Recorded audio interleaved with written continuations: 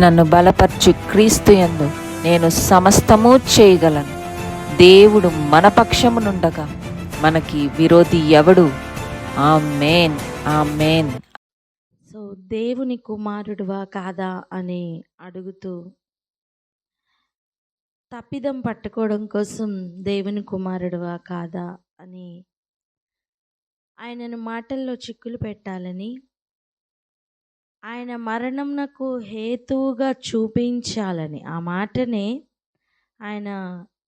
ఆయనను సిలువ వేయడానికి కారణంగా చూపించాలని అక్కడ చేస్తున్న సకల ప్రయత్నాలని మనం చూసాం. అటువంటి ప్రయత్నంలో కూడా యేసు ప్రభు వారు ఎక్కడ కదిలిపోలేదు. కానీ ఆయన రాబోతున్న వాటి గురించి, రాబోతున్న ప్రవచన వాక్కును, జరగబోతున్న దానిని, అత్యున్నతమైన ఆ సింహాసనం యొక్క ఆ ప్రవచనాన్ని, ఆ రాబోతున్న వారిని గురించి, అన్నిటినీ గురించి, నేను మేఘారూఢుడై రాబోతున్నానన్న విషయాన్ని వారు అక్కడ చెప్పినట్టుగా మనం చూస్తున్నాం. మరి ఆ మార్గంలో అర్థం, ఆయన మేఘారూఢుడై రాబోతున్నారు కదా, ఆర్భాటముతోనూ ప్రధాన దూత శబ్దముతోనూ రాబోతున్నారు కదా. మరి ఈ మధ్యలో ఉన్న మన బాధ్యత ఏమిటి? మనం ఏం చెయ్యాలి? ఆయన రాబోతున్నారు సరే, ఆయన మొదటిసారి వచ్చారు వెళ్ళారు సరే, ఆయన తిరిగి రాబోతున్నారు సరే, కానీ మనం ఏం చేయాలి? మనం ఎలా ఉండాలి? మన బాధ్యత ఏమిటి? అందులో మన పార్ట్ ఏంటి? ఇది తెలుసుకోకుండా, ఈ గ్రహింపు లేకుండా మన క్రైస్తవ జీవితం మనం కొనసాగించడం వ్యర్థం. అది తెలుసుకోవడానికే మనం వెళ్దాం రండి. మొదటి యోహాను పత్రిక 5వ అధ్యాయం మొదటిగా మొదటి 2 వచనాలు చదువుకుందాం. మొదటి 2 వచనాలు. రాసిన పత్రిక మొదటి అధ్యాయము 5వ అధ్యాయము మొదటి 2 వచనాలు. యేసే క్రీస్తై ఉన్నాడని నమ్ము ప్రతివాడును దేవుని మూలముగా పుట్టి ఉన్నాడు. పుట్టించిన వానిని ప్రేమించు ప్రతివాడును ఆయన మూలముగా పుట్టిన వానిని ప్రేమించును.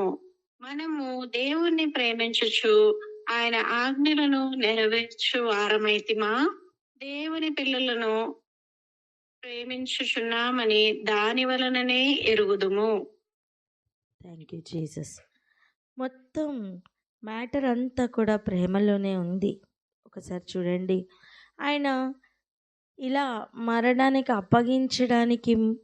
అప్పగించబడడానికి ముందు మనం చాలా దినాలు ధ్యానించాం.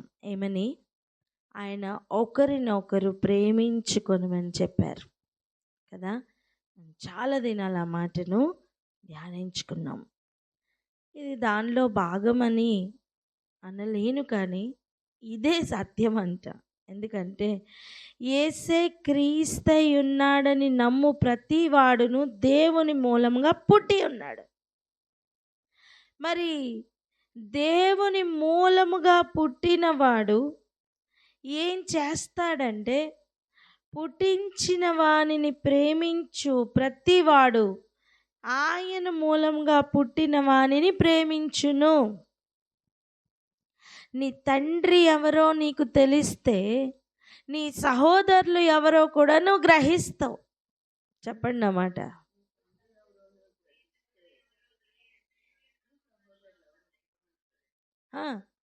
ఇక్కడ విషయం ఏంటి తెలుసా?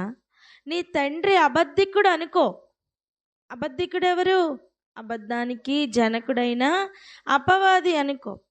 ఇద్దరే తండ్రులు అనుకోండి.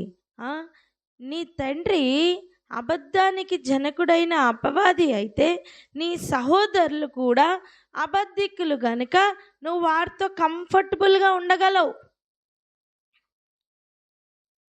నీ తండ్రి సత్యవంతుడు అనుకో.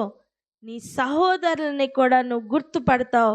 నీ సహోదరులు కూడా సత్యవంతులనా అని నీ సహోదరుల్ని కూడా సత్యవంతులై ఉండాలని ఆశపడతావు. వారిని గుర్తుపడతావు. నువ్వు వారితోనే సహవాసం కలిగి ఉండగలవు. అబద్ధానికి సత్యానికి పొత్తు కుదరదు నానా. ఇద్దరిని మేనేజ్ చేస్తున్నాను అనుకోకు.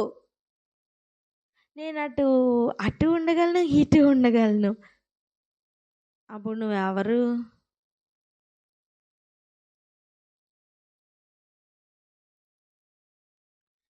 ఏదో ఒకదానికే మనం ఉండగలం. ఏదో ఒక తండ్రినే మనం, ఒక యజమానుడినే మనం సేవించగలం.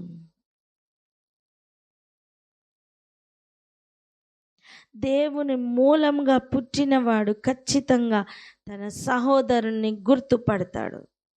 ఇంకొక దేవుని మూలంగా పుట్టిన వ్యక్తి ఎదురు పడితే వారి మధ్యన ఆ బబ్లింగ్ జాయ్ స్టార్ట్ అవుతుంది. దేవుని మూలంగా పుట్టినవాడే దేవుని మూలంగా పుట్టిన వానిని ప్రేమించగలడు.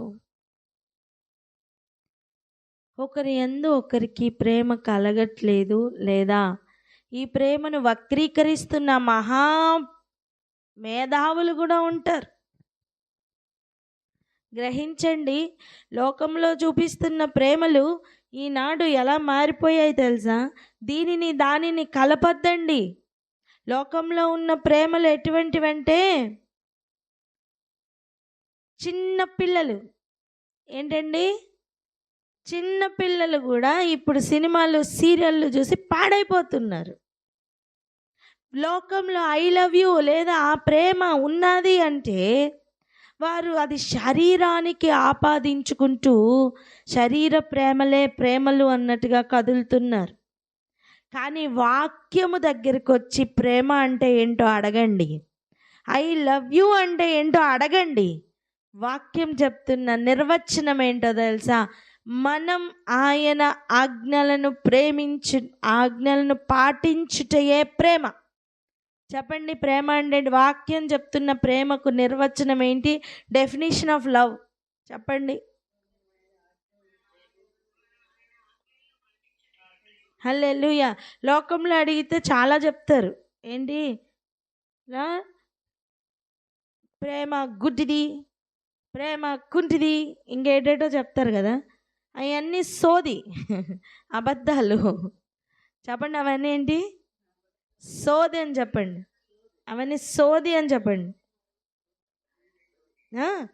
దాని వెంట వెళ్ళొద్దు నాన్న, అది టోటల్ అబద్ధం. అది శరీరంను పరస్పరం ప్రేరేపిస్తున్న అబద్ధ ప్రేమ. అది శరీరానికి ఆపాదించబడిన ప్రేమ. నువ్వు దేవునిలో వచ్చిన తర్వాత నీకు ఆ ప్రేమకు సంబంధం లేదు. నీకు ఆ దృష్టి ఉండకూడదు. ఆమేనని చెప్పరే? నువ్వు గ్రహించి ఈరోజు నీకు అజ్ఞానం ఉందేమో, ఈరోజు అది తొలగిపోతుంది. ఆమేనని చెప్పండి. ఒక చిన్న బిడ్డలు గనక ఇప్పుడు కలిసి వెళ్తున్నారనుకోండి, ఏమనిపించదు. కానీ పెద్దవాళ్ళు ఒక టీనేజ్ వయసులో ఉన్న ఒక అమ్మాయి అబ్బాయి కలిసి ఆరాధిస్తున్నా లేదా ఒక పరిచర్యలో భాగస్థులుగా ఉన్నా, నీకు అక్కడ కనిపించిన వెంటనే వారు నీకు పిచ్చివారులాగా, లేకపోతే ఈ పిచ్చి ప్రేమలు ఈ ఈ లోకంలో ఉన్న ప్రేమలతో వాళ్ళు కదులుతున్నట్టు నీ కంటికి కనపడకూడదు. ఎందుకు తెలుసా? సత్యమును బట్టి వారిని చూడు. ఒకసారి ఆలోచించు. దేవుని మూలముగా పుట్టిన సహోదరుడు దేవుని మూలముగా పుట్టిన సహోదరితో ఒక మంచి దేవుని మూలముగా కలిగిన ప్రేమను బట్టి కదులుతున్నప్పుడు అక్కడ ఉన్న ఎన్వైరన్మెంట్లో ఒక మార్పు ఉంటుంది, ఒక పరిశుద్ధత ఉంటుంది. పరిశుద్ధులు మాత్రమే దాన్ని గ్రహించగలరు. ఆమేనని చెప్పండి.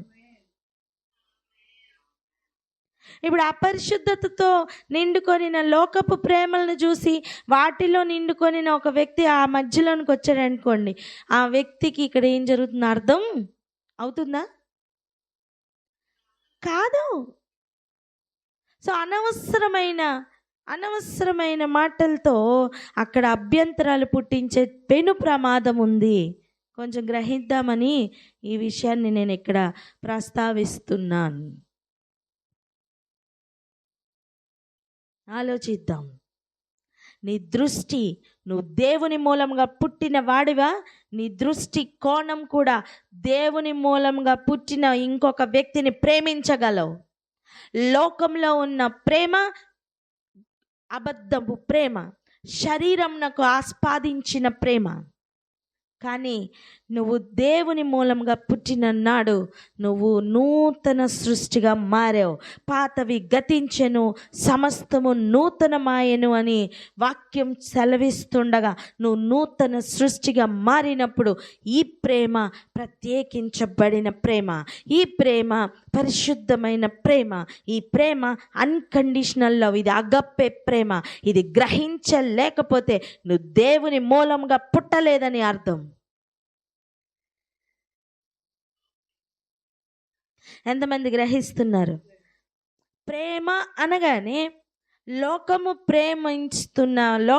ప్రేమ అని ముద్ర వేసిన ఆ లెవెల్లో దేవుని ప్రేమను చూసి మోసపోయే పెను ప్రమాదం ఉంది నాన్న.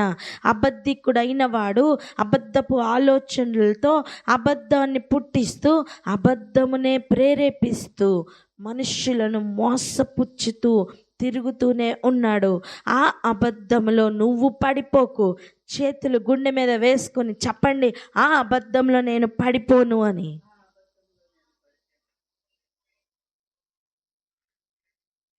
ఇక్కడనే ఆగి ఒకసారి ప్రార్థన చేద్దాం. ఒక చిన్న ఎగ్జాంపులేనండి నేను చెప్పింది. ఒక సహవాసంలో ఒక చిన్న ఎగ్జాంపులే నేను చెప్పాను. కానీ ఆలోచించండి, కామాతురత అనేది ఎంత భయంకరమైన విషయమో తెలుసా?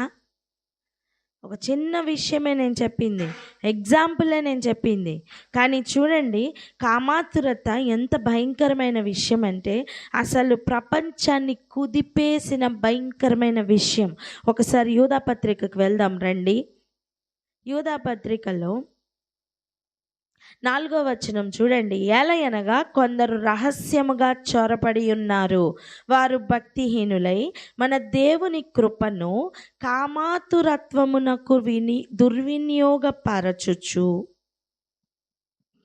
మన అద్వితీయ నాథుడును ప్రభువునైన యేసుక్రీస్తును విసర్జించుచున్నారు. ఈ తీర్పు పొందుటకు వారు పూర్వమందే సూచింపబడిన వారు. దేనికి ఆపాదించారు? కామాతురత్వమునకు దుర్వినియోగపరుస్తున్నారట. దేనిని? దేవుని కృపను. మిగిలిన దేని గురించి అయినా చెప్పారా? అబద్ధం గురించి అని కానీ, పిరికితనం గురించి అని కానీ, విగ్రహారాధన అని కానీ, లేదా ఇతర ఏ పాపం అని కానీ ఏమైనా చెప్పారా? మీరు ఒకసారి గమనించండి, మీ కళ్ళతో మీరు చూడండి. కామాతురత్వం ఇది ఒక పెద్ద సబ్జెక్ట్ అన్నమాట. నిన్ను దేవునిలో నుంచి తొలగించడానికి అపవాది వాడుతున్న పెద్ద అస్త్రం కామాతురత్వం. దాని గురించి ఒక అధ్యాయమే రాయించారు. పరిశుద్ధాత్ముడట రక్షణను గురించి రాయడానికి యూదా రెడీ అవుతుంటే, కాదు అంతకంటే ముఖ్యమైనది ఇంకొకటి ఉంది. విశ్వాసంలోంచి తొలగిపోవడానికి, విశ్వాస భ్రష్టులు అవ్వడానికి కారణంగా నిలబడుతున్న పోరాటం ఒకటి ఉంది. ఆ విశ్వాస పోరాటం గురించి నువ్వు రాయాలి యూదా అని ప్రేరేపించి రాయించడానికి మొదలుపెట్టిన మరుక్షణం మొట్టమొదటి మాటే దాని యొక్క మూల కారణం రాయించారు. ఆ కారణం ఏంటో తెలుసా? కామాతురత్వం.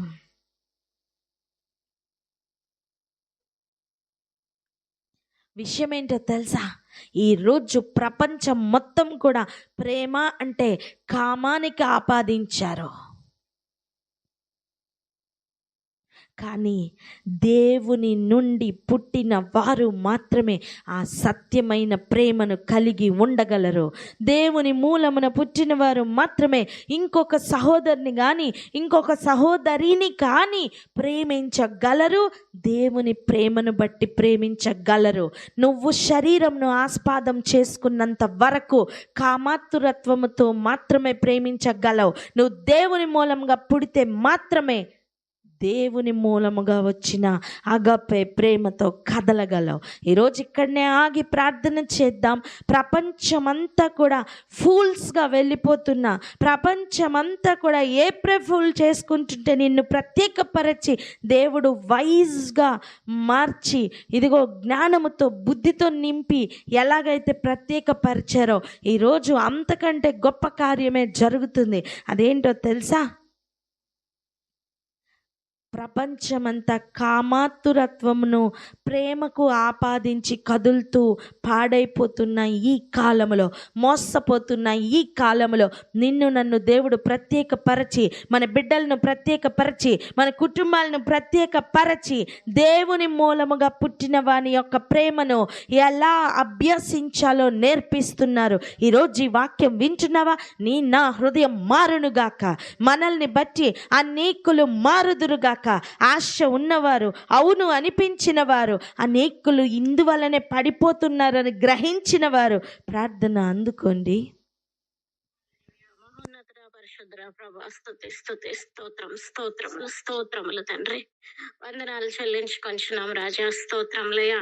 అవును నా తండ్రి ప్రభా, నాయన మీరు ఆజ్ఞ ఇచ్చిన ప్రకారము నాయన నా తండ్రి ప్రభా, దేవుని మూలముగా పుట్టిన ప్రతి వాడు ఆయన నా తండ్రి, దేవుని మూలముగా పుట్టినటువంటి సహోదరుని నా తండ్రి ప్రభా ఆయన తప్పక ప్రేమించునని ఆయన తండ్రి వాక్యము సెలవించుచుండగా నాయన నా తండ్రి ప్రభా, మరి నా తండ్రి ప్రపంచమంతయు కూడా నా తండ్రి ప్రభా భయంకరమైన కామాతురత్వముతో ఆయన తండ్రి ప్రేమను కామానికి అప్లై చేస్తున్నటువంటి, ఆపాదిస్తున్నటువంటి స్థితిలోనే ఉన్నది ప్రభా. ఆయన ఎత్తి మోసపోతున్నటువంటి పరిస్థితుల్లో ఉన్నటువంటి ఈ ప్రపంచంలో నా తండ్రి ప్రభా అనేకులను నా తండ్రి పడద్రోస్తున్నటువంటి పరిస్థితులు ఉన్నప్పుడు నా తండ్రి ప్రభా, మీరు మమ్మల్ని నా తండ్రి యేసురాజా ఫూల్స్ గా వెళ్తున్న మమ్మల్ని ఎలాగైతే మీరు వయసుగా చేసి మీ బుద్ధితో మీ జ్ఞానంతో నింపి మమ్మల్ని నడిపిస్తున్నారో అలాగనే నా తండ్రి ప్రభా ప్రపంచమంతయు కామాతురత్వముతో ప్రేమను నా తండ్రి ప్రభా అప్లై చేస్తూ మోసపోతున్న స్థితిలో ఉంటున్న పరిస్థితుల నుంచి నా తండ్రి ప్రభా మమ్మల్ని అందరినీ కూడా మీరు వేరుపరచిన ఆయన ఈ దినమున నా తండ్రి ప్రభా మీరు మీ అగాపే ప్రేమతో మమ్మల్ని నింపుతున్నందుకు వందనాలు. మా దృష్టి కోణము మారుస్తున్నందుకు వందనాలు. మా హృదయపు ఆలోచనలు నాయన తండ్రి గ్రహింపు నాయన తండ్రి దేవుని కృపను కామాతురత్వమునకు అప్లై చేసే వారముగా కాక, దుర్వినియోగము చేసే వారముగా కాక, దేవుని మూలముగా పుట్టి ఉన్న ప్రతి వారిని ప్రేమించే వారముగా మీ ఆజ్ఞలను గైకొని వాటిని పాటించేవారే మీ యొక్క ప్రేమ కలిగి ఉన్న వారిని సెలవిచ్చుచుండగా నా తండ్రి ప్రభా అతి ప్రేమతోటి ఈ దినమున ప్రతి బిడ్డ నింపబడుదురు గాక అని ప్రార్థిస్తున్నాను ప్రభా. మీకు వందనాలు.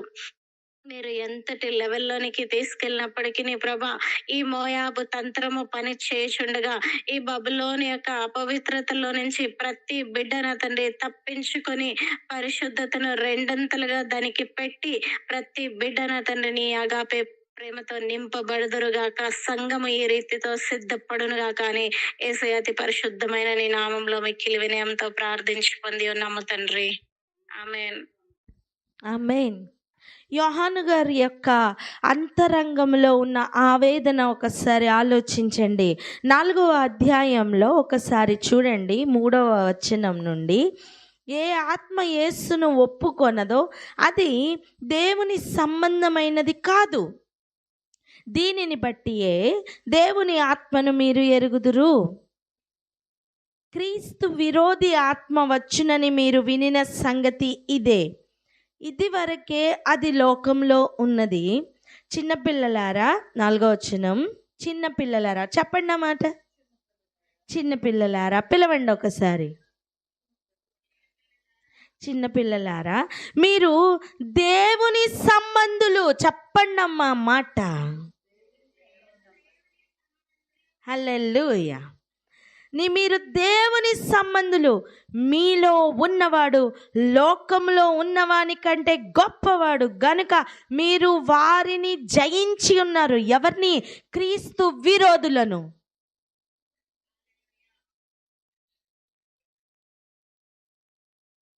చిన్నపిల్లలారా, మీరు దేవుని సంబంధులు.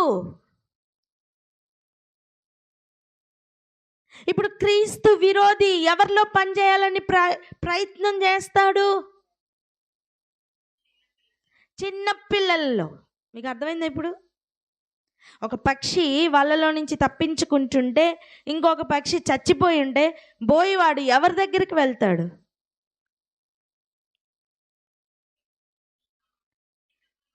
బతికి ఉండి తప్పించుకోవడానికి ప్రయత్నం చేస్తున్న దాని యొద్దకే కదా. అలా ఈ చిన్నపిల్లలుగా ఉండి అర్థం దేవుని మూలంగా పుట్టి అప్పుడే బడ్డింగ్లో ఉన్నవారు అప్పుడప్పుడే దేవుణ్ణి తెలుసుకుంటూ చక్కగా ఆయన ఆజ్ఞల మీద కట్టడల మీద ఆయన వారు ఆ ఆశని ఆసక్తిని మొత్తం చూపిస్తూ ఉన్న వారి మీద అపవాది తన అస్త్రం వేస్తాడు. దేనికి తెలుసా? అక్కడే వారిని నలిపేయాలని. నీ లోపలికి విత్తనమైన రాజ్యమును గురించిన విత్తనం లోపలికి వెళ్ళకుండా ఆపలేకపోయాడు, ఎత్తుకుని వెళ్ళలేకపోయాడు. కారణం, నువ్వు గ్రహించేశావు. కానీ ఇప్పుడు అది మొలక స్టేజ్లో ఉంది. అది వేరు జస్ట్ అలా వెళ్తూ జస్ట్ అలా బయటికి వస్తూ అలా ఉన్న ఆ చిన్నతనంలో వాడు ముట్టడానికి ప్రయత్నం చేస్తాడు. వీడు ఎవరో కాదు, క్రీస్తు విరోధి. వాడెవరో తెలుసా? యేసుని ఒప్పుకొనని వాడు. వాడెవరో తెలుసా? వాక్యమునకు విరోధి.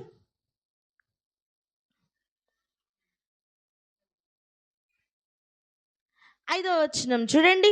వారు లోక సంబంధులు గనుక లోక సంబంధులైనట్టు మాట్లాడుదురు, లోకము వారి మాట వినును. క్రీస్తు విరోధి అంటే నేను క్రీస్తు విరోధిని బ్యానర్ వేసుకుని ఏమి రాడు. వాక్యానికి వ్యతిరేకంగా మాట్లాడతాడు.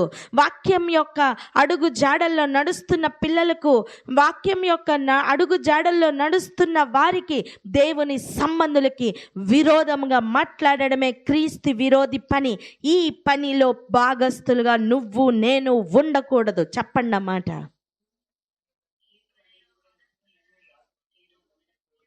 జాగ్రత్తగా చూసుకుందాం, మన అడుగులు జాగ్రత్తగా చూసుకుందాం, మన మాటలు జాగ్రత్తగా చూసుకుందాం. ఈరోజు ఒక్క విషయాన్ని బాగా గ్రహిద్దాం. దేవుని మూలంగా పుట్టినవాడు మరి ఒక దేవుని మూలంగా పుట్టిన బిడ్డను ఎరుగును. లోక సంబంధులు మరి ఒక లోక సంబంధులను ఎరుగుదురు. వారు వీరు కలవలేరు. దేవుని సంబంధులు లోక సంబంధులతో కలవలేరు, లోక సంబంధులు దేవుని మూలంగా పుట్టిన వాళ్ళతో కలవలేరు. లోక సంబంధులైన వారి యొక్క మాట లోక సంబంధులు వింటారు, లోకము వింటది. మరి దేవుని సంబంధుల మాట లోక సంబంధులు వింటారా? చెప్పండి. వినరు. ఎందుకు? వారు క్రీస్తు విరోధి సంబంధులు. ఒక మాట చెప్పనా? దేవుని మూలంగా పుట్టిన వారు దేవుని ప్రేమతో కదులుతారు. లోక సంబంధులైన వారు కామాతురత్వంతో కదులుతారు.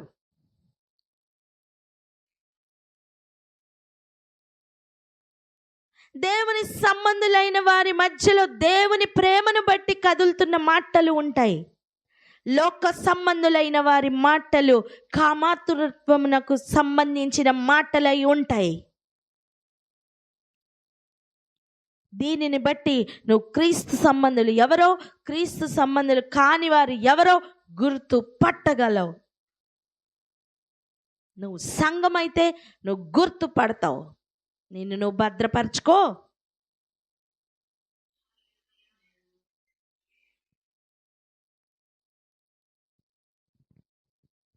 మరి మనం దేవుని పిల్లలమని ఎలా తెలుస్తుంది? రండి 5వ అధ్యాయం 2వ వచనం చూద్దాం. మనము దేవుని ప్రేమించుచు ఆయన ఆజ్ఞలను నెరవేర్చు వారమైతిమా, దేవుని పిల్లలను ప్రేమించుచున్నామని దాని వలననే ఎరుగుదుము. అర్థం నువ్వు ఆయన ఆజ్ఞలను పాటించాలి అన్నా, నువ్వు పాటిస్తున్నాను అనుకున్నా, నువ్వు దేవుని బిడ్డను ప్రేమిస్తావు. ఎందుకంటే ఆయన ఆజ్ఞలలో ఉన్న అన్ని ఆజ్ఞలను వడబోసి ఆయన ఇచ్చిన ఆజ్ఞే, మీరు ఒకరి యందు ఒకరు ప్రేమ కలిగి ఉండండి. సో నువ్వు ఆయన సంబంధివైతే మాత్రమే ఇంకొక వ్యక్తి మీద ప్రేమ కలిగి ఉండగలవు. సింపుల్గా ఒక మాట చెప్తా వినండి. నువ్వు ఆయన బిడ్డవా కాదా ఈరోజు తేల్చుకో. నువ్వు ఆయన బిడ్డవైతే దేవుని ప్రేమతో కదులుతావు. నువ్వు ఆయన బిడ్డవైతే ఆయన ప్రేమతో మాత్రమే చూస్తావు. ఆయన ప్రేమను బట్టి కదిలిన మాటలు మాత్రమే నీ నోట్లో నుంచి వస్తాయి. ఒకవేళ నువ్వు లోక సంబంధివైతే నువ్వు లోకమును బట్టి మాట్లాడతావు, లోక సంబంధులనే ప్రేమిస్తావు. లోకంలో ఉన్న కామాతురత్వపు మాటలు మాత్రమే మీ మధ్యలో ఉంటాయి. మీ మాటలను బట్టి మీరు దేవుని సంబంధులా, మీ మాటలను బట్టి మీరు లోక సంబంధులా గ్రహింపులోనికి వస్తుంది. నువ్వు దేవుని బిడ్డని అని చెప్పుకుంటూ ప్రవర్తనలో ఆయన బిడ్డల్ని ప్రేమించలేకపోతే నువ్వు లోక సంబంధివి. ఎంతమంది గ్రహింపులోనికి వచ్చింది? ఈ గ్రహింపుతో ఇంకొక శ్రేష్టమైన మాట చదువుదాం. 1 యోహాను పత్రిక 4వ అధ్యాయం 7వ వచనం చూడండి. ప్రియులారా, పిల్లలారా నుంచి, చిన్న పిల్లలారా నుంచి ప్రియులారాకి ప్రమోషన్. ఆమేన్. చెప్పండి, చిన్నపిల్లల నుంచి ప్రియులారా అని పిలుస్తున్నారని చెప్పండి. హల్లెలూయా. ఇప్పుడు వినండి, ప్రియులారా, మనము ఒకరిని ఒకడు ప్రేమింతము. ఏంటండి దీని అర్థం? దీని అర్థం ఏంటండి? ఒకరినొకరు ద్వేషించుకుందాం, ఒకరికొకరు దూరంగా ఉండాలి, ఒకరికొకరు ద్వేషించుకుంటూ అసలు మాట్లాడుకోకూడదు. ఒకరు అక్కడ కూర్చుంటే ఇంకొకరు ఇంకెక్కడో కూర్చోవాలి, లేకపోతే అసలు మధ్యలో సంబంధమే ఉండకూడదు కదండి. అలాగే ఉందా? ఏమనుంది? మనం ఒకరిని ఒకడు ప్రేమింతము. ఈ ప్రేమనే అపవాది టోటల్గా డిఫైల్ చేశాడు. మీకు అర్థమైందా? హల్లెలూయా. ప్లీజ్ గ్రహిద్దాం. లోకంలో ప్రేమ అంటే అసలు మొత్తం కామానికి ఆపాదించి మొత్తం మార్చేశాడండి అపవాది. ఇది ఎంత భయంకరమైన విషయం తెలుసా? ఒక ఎగ్జాంపుల్ చెప్తా చూడండి.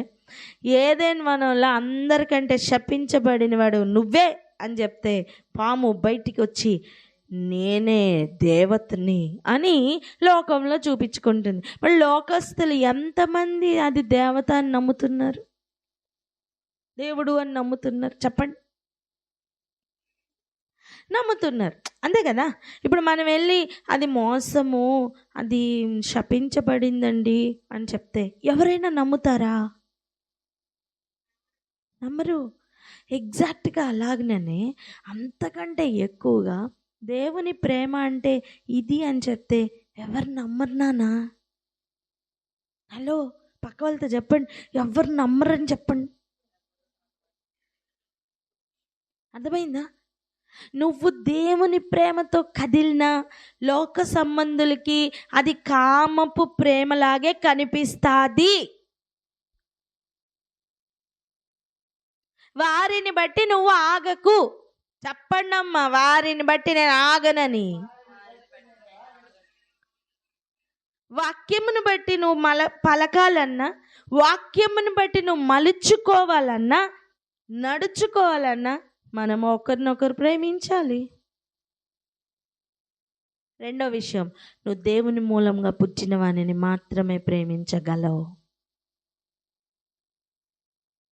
ఒక వ్యక్తి కామాతురత్వంతో నీ దగ్గరికి సమీపించడం, నువ్వు ఆ వ్యక్తిని ప్రేమించగలవు. అమ్మో దేవుడు ఆజ్ఞించాడు ప్రేమించాలట, ఒకరినొకరు ఆయనని ప్రేమిస్తావా? చెప్పండి. లేదు. నువ్వు గుర్తు పట్టు, దూరంగా ఉంచు.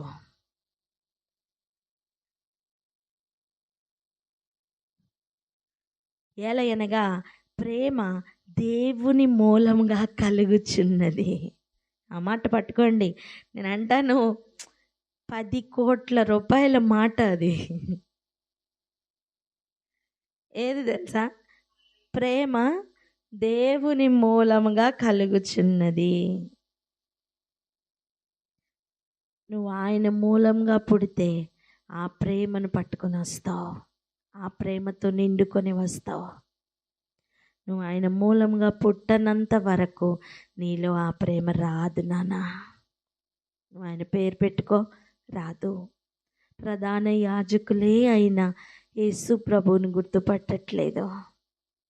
నువ్వు దేవుని కుమారుడువా అని అడిగి నీవన్నట్టే అని చెప్తే కూడా బట్టలు చింపుకుని మరి వీడిని చంపండి అంటున్నారు. మీకు అర్థమైందా? నీ లోపల దేవుని ప్రేమ లేకుండా దేవుని ప్రేమ కలిగిన వారిని నువ్వు అంగీకరించలేవు. ఇది అభ్యాసంలోనికి పెట్టాలి. ఇంకా శ్రేష్టమైన మాట చూడండి, దేవుని మూలంగా పుట్టినవాడై దేవుని ఎరుగును, ప్రేమించు ప్రతివాడును దేవుని మూలంగా పుట్టినవాడై దేవుని ఎరుగును. దేవుడు ప్రేమ స్వరూపి. ప్రేమ లేని వాడు దేవుని ఎరుగడు.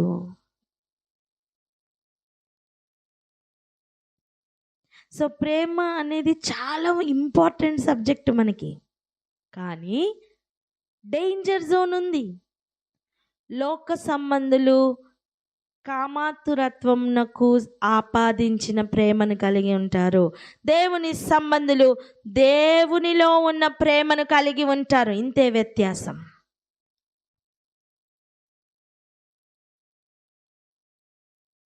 ఈరోజు నువ్వు దేవుని సంబంధిగా మెలుగుతూ, దేవుని సంబంధిగా దేవునిని ఎరిగిన వాడిగా నిత్య జీవంలోనికి ఎంటర్ అవ్వాలి అంటే ఈ ప్రేమ లేకుండా సాధ్యం కాదు.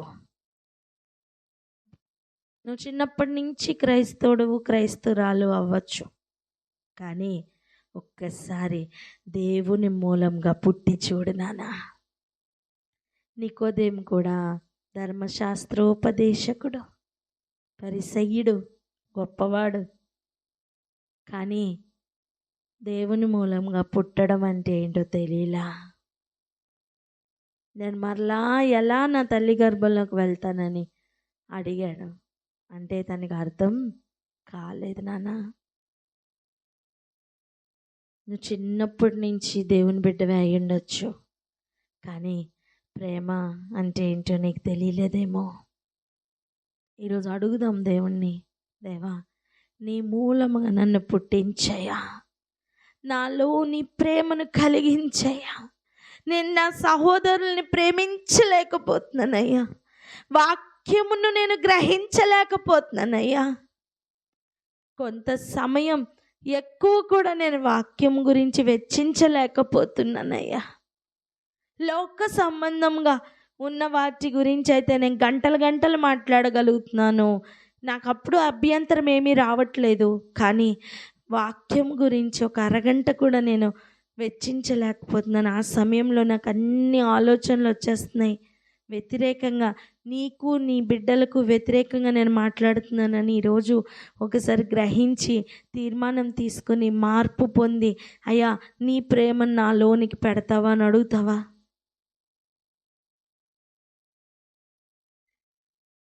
ప్లీజ్ ప్రార్థన చేసుకుందాం. ఇలాంటి సమయం ఇంక మరొకటి రాదేమో. దేవుడు ఒకసారి తనను ప్రేమించు వారికి మాత్రమే గద్దిస్తాడు తెలుసా. మేబీ మార్పు పొందడానికి ఈరోజు అవకాశం దేవుడు ఇస్తున్నారేమో. నీ మాటల్ని మార్చుకుంటావా? నీ హృదయాన్ని మార్చుకుంటావా? ఒకసారి చెక్ చేసుకుంటావా? నేను దేవుని మూలంగా పుట్టానా లేదా అని చెక్ చేసుకుంటావా? ప్రేమ లేకుండా నువ్వు ఆయన దగ్గరికి చేరలేవు నాన్న.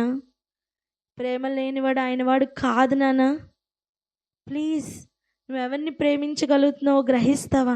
నువ్వెవరితో సంబంధాలు కలిగి ఉంటున్నావో ఒకసారి చూసుకుంటావా? కపటం కలిగిన వాళ్ళు, కపటపు మాటలు నీ చుట్టూ ఉంటే అక్కడ నువ్వు కంఫర్టబుల్గా ఉన్నావంటే నువ్వు కూడా కపటం కలిగిన వాడవే.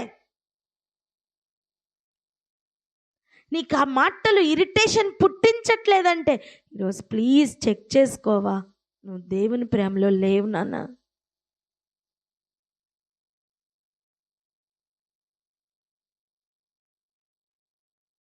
ప్రభు ప్రేమిస్తున్నారు కాబట్టి ఈరోజు ఈ మాటలు వింటున్నావు. ఇప్పటికైనా మనం దేవుని ప్రేమలో ఉన్నామా లేదా అని చెక్ చేసుకొని జాగ్రత్తగా మన ప్రయాణంను కొనసాగిద్దాం.